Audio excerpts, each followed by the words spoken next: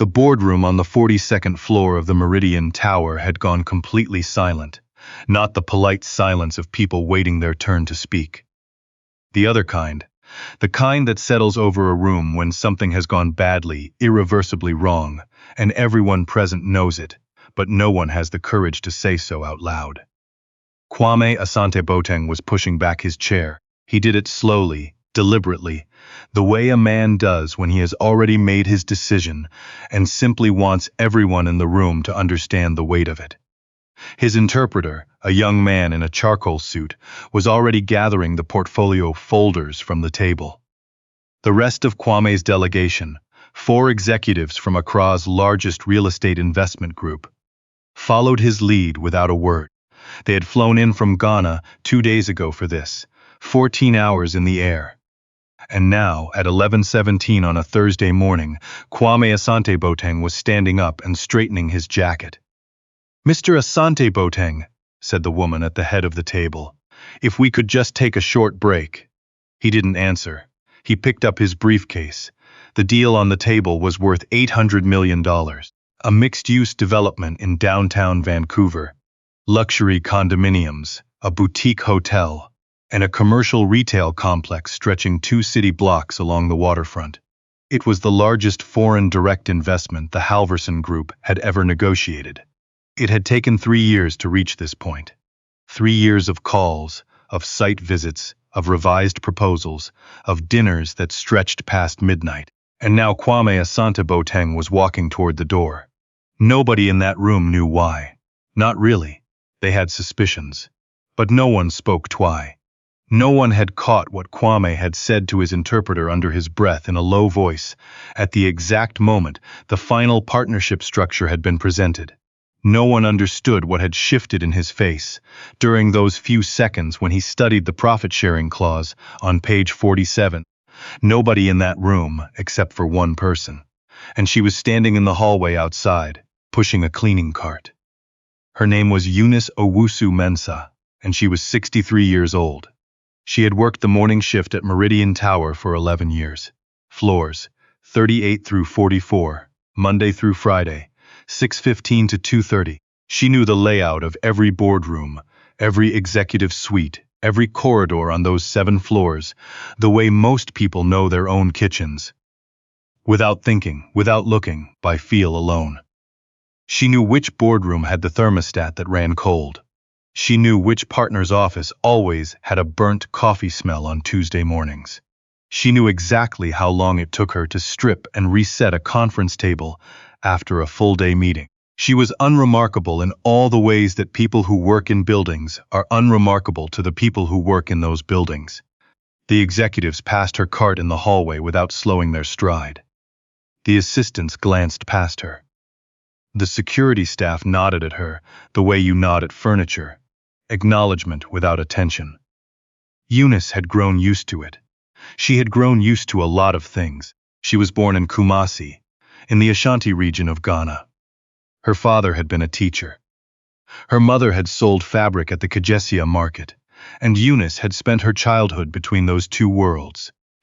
The precision of her father's blackboard and the warm, chaotic noise of the market stalls, where everything was negotiation, everything was language.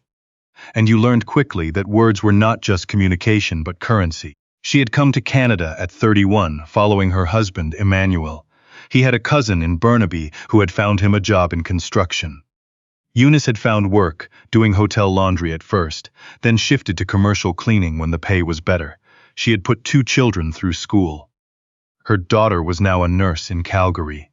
Her son was finishing his master's degree at UBC. Emmanuel had died 7 years ago. A stroke, quick, at least. That was what people said. As if quickness made the absence smaller. After that, the apartment felt large in ways that had nothing to do with square footage. The children called, of course. They visited when they could. But grief has a particular shape when you are a 63-year-old woman standing in a hallway, pushing a cart while the world moves around you as though you are simply part of the architecture.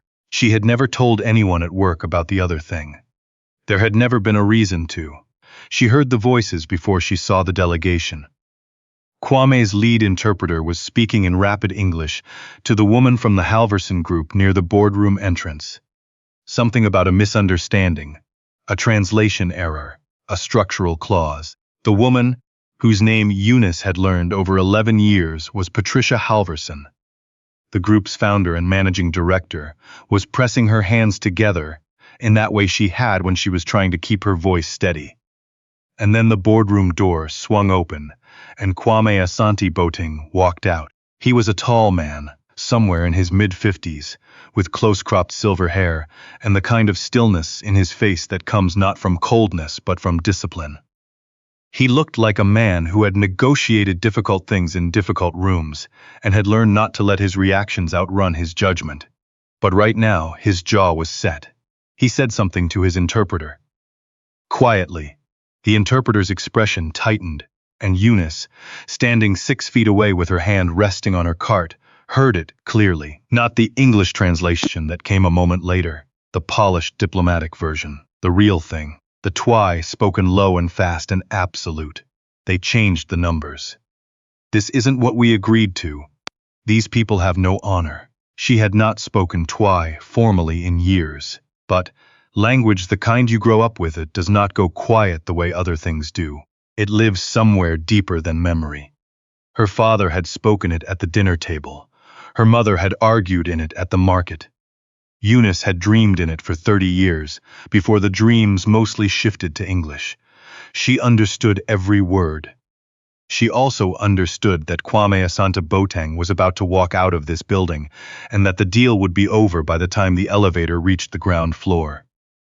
She stood still for a moment, just one moment.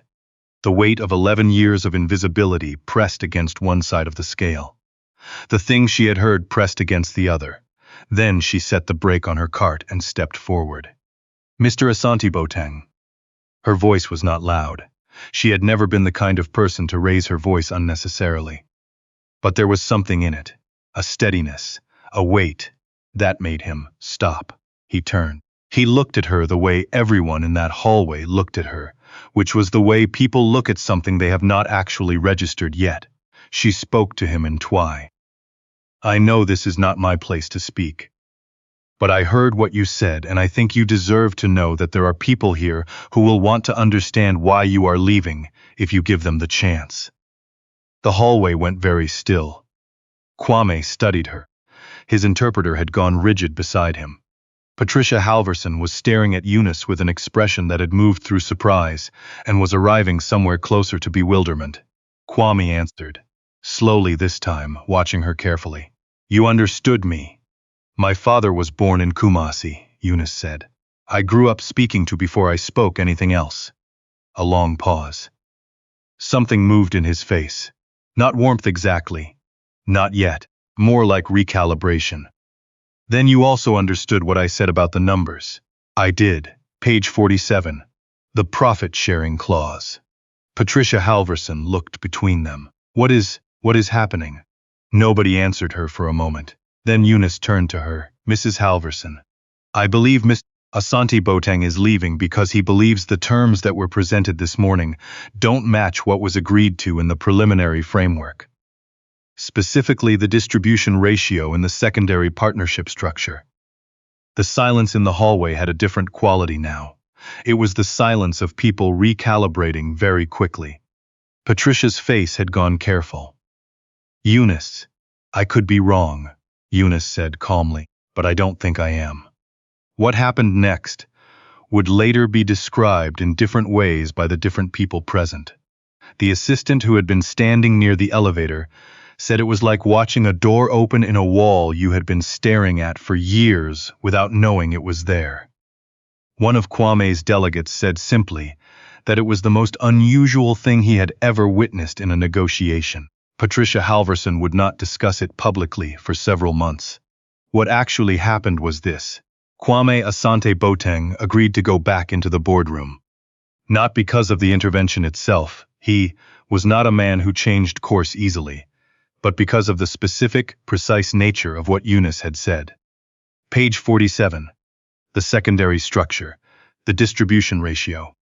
These were not vague complaints. They were the exact clauses that had shifted between the July framework and the document presented that morning. He had spotted the discrepancy in the room. He had assumed it was deliberate, and that no one on the Halverson side would acknowledge it, and that walking away was the only response that preserved his integrity. That a cleaning woman in a corridor knew the specific page number, and had chosen, at cost to herself, to say so was not something he had a framework for. He went back into the boardroom. Eunice was not invited.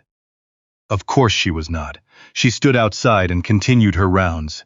She cleaned the executive washroom at the end of the hall. She refilled the paper towels.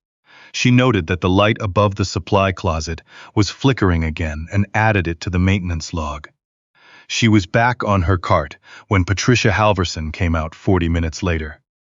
"Eunice, do you have a moment?"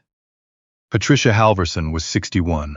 She had built the Halverson Group from a small residential brokerage into one of the most significant real estate development firms in Western Canada over the course of 25 years. She was not a woman who was easily caught off guard. She was, however, standing in the hallway outside her boardroom with a look on her face that Eunice had never seen there in 11 years. "I have a few minutes," Eunice said. "I still have 44 to finish." Patricia almost laughed. It came out as a breath. "Of course." She asked Eunice to sit for a moment on the bench near the window at the end of the hall. The one nobody ever used because it looked out at the side of another building. They sat together, which was unusual, which Eunice noted without comment. Patricia asked her how long she had spoken Twi. Eunice explained briefly. About Kumasi, about her father, about growing up between languages. Patricia listened the way people do when they are rebuilding their understanding of something they thought they already knew. Then Patricia asked her something else. "When you stepped forward out there, did you know what it might cost you?" Eunice considered the question seriously. "I knew it was not my role. I knew it wasn't appropriate, strictly speaking." "Yes, and you did it anyway." Someone had to understand what was actually being said, and I was the only one who did. Patricia was quiet for a moment. Then, the clause difference. The page 47, issue. "I don't know how it happened," Eunice said carefully, "but I know which documents were in this boardroom last week, because I clean in here. And I know the waterfront project file was on the table more than once in the last month." She paused. "I can't speak to intentions. I just know what I observed." Patricia's expression shifted into something more focused. "I'm going to need you to speak with our legal team this afternoon. If you're willing, I have a shift to finish first." A pause. Then, "I'll speak to building management." The investigation that followed took 6 weeks. It was conducted quietly, a combination of the Halverson Group's internal audit team and an external forensic accounting firm. Eunice was interviewed twice.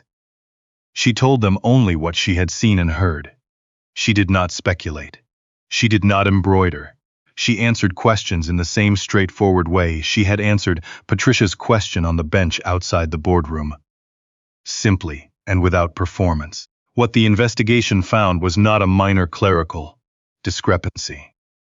The revised to Kwame Asante Boateng's delegation that morning had been altered by one of the Halverson Group's own senior partners, who had been with the firm for 16 years and who stood to gain significantly from the specific restructuring he had into the secondary clause.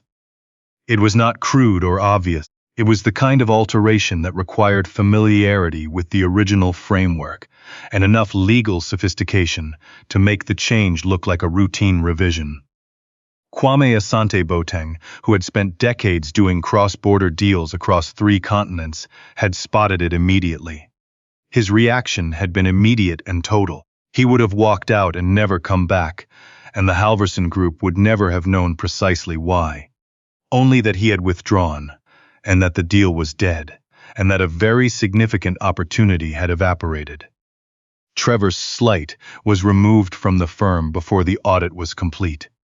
The matter was referred to the Law Society of British Columbia. The deal with the Asante Boateng Investment Group was renegotiated from the correct foundational documents. It was signed 11 weeks after Kwame had pushed back his chair in that boardroom. There was a small ceremony. Not a ceremony, exactly. Patricia Halverson would have described it as a meeting, because she was not a person comfortable with the theatrical dimensions of these moments. But there were other people present, and there was a table, and there was coffee, and Eunice was invited to sit at it. They offered her a position. Not a cleaning position, though that was hers to keep as long as she wanted it. A role in the firm's community liaison and communications division, working specifically on international partnerships and investor relations in sub-Saharan Africa. The role had been, in fact, created in the last 2 weeks. It had been created with her specifically in mind. The salary was more than double what she had been making. Eunice sat with the offer in front of her for a long moment. The room was quiet.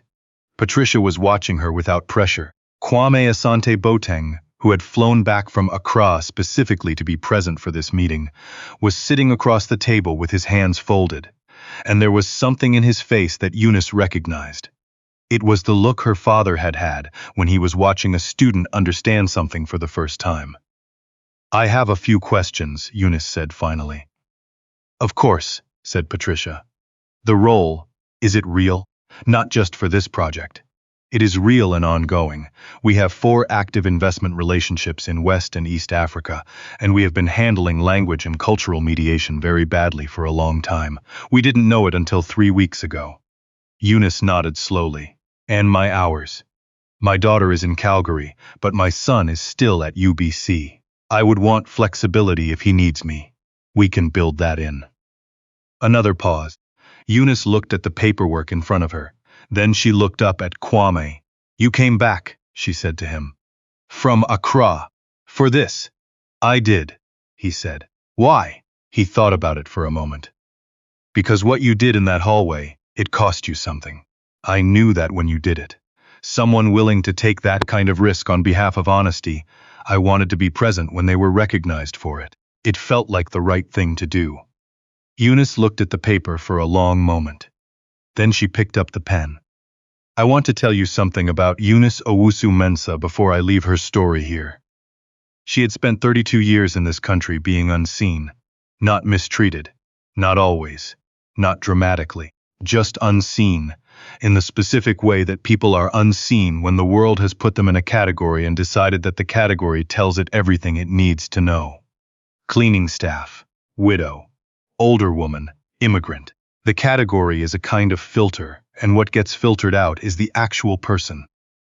The woman who grew up between a teacher's blackboard and a market full of language, who had learned before she was 10 years old that words are currency and precision is power, who had carried 30 years of fluency in a language that nobody in her workplace knew she spoke. She had never hidden it. Nobody had ever asked. That is the part that stays with me. Not the dramatic moment in the hallway, though that moment was real, and it mattered, and it changed things.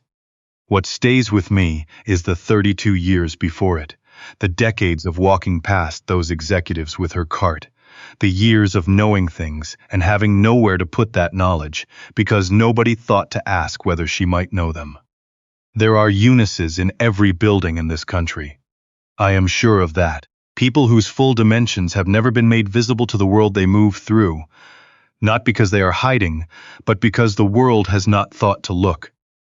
People carrying languages and histories and skills and knowledge that could change things. If the right door opened, if someone thought to ask, if the moment came.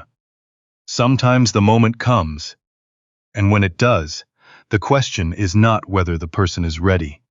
Eunice was always ready. The question is whether you, the person in the boardroom, the person walking down the corridor, the person making assumptions about what the woman with the cart could possibly know, whether you are paying attention. Don't filter people through their category. You don't know what you're filtering out.